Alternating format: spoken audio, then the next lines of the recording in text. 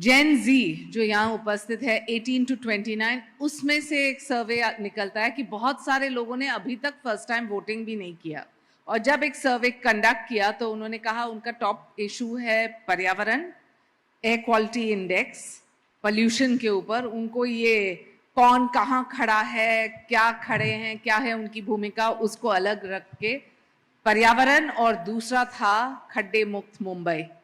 क्या है आपकी प्रतिक्रिया दोनों के ऊपर? ये आपने बहुत सही बात कही, क्योंकि मेरे घर में भी जेनजी है, मेरी बेटी भी जेनजी को ही बिलोंग करती है।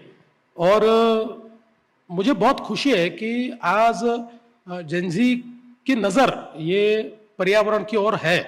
दे आर मोर अवेयर, और वो उसके ऊपर एक्ट भी करना चाहते हैं। मेरी बेटी भी मुझसे सवाल पूछती है ये सारे, इसलिए मैंने ये कहा कि बेटी आसान सवाल पूछती, मुश्किल सवाल पूछती है?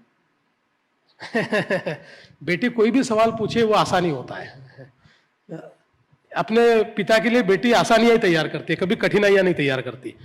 तो मैं ये कहना चाहता हूं कि हम लोगों ने इसी के मद्देनजर पहली बार आपने देखा होगा कि हमारे मैनिफेस्टो का एक पार्ट ये क्लाइमेट एक्शन प्लान है। हम लोग 17,000 करोड़ रुपया प्लेज करना चाहते हैं टूवर्ड्स क्लाइमेट एक्शन। और जो हमारे टाटा सन्स के प्रमुख हैं एन चंद्रशेखरन जी, उनसे मैंने मुलाकात की और मैंने उनको रिक्वेस्ट की थी कि एक मुंबई में overarching circular economy, whether it is about water quality, whether it is about solid waste, whether it is about air quality, हर चीज के लिए कंप्लीट ओवरआर्चिंग सर्कुलर इकोनॉमी का एक प्लान मुझे तैयार करके दीजिए। उन्होंने एक प्लान हमको तैयार करके दिया है, अभी उस पर हम वर्किंग कर रहे हैं।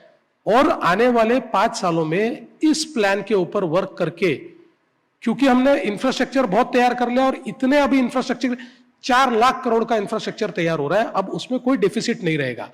अब आवश्यकता है क्लाइमेट एक्शन प्लान की। तो एक क्लाइमेट एक्शन प्लान हम लोग निश्चित रूप से यहां पर पूरा करेंगे और मुंबई को लिवेबल सिटी बनाएंगे।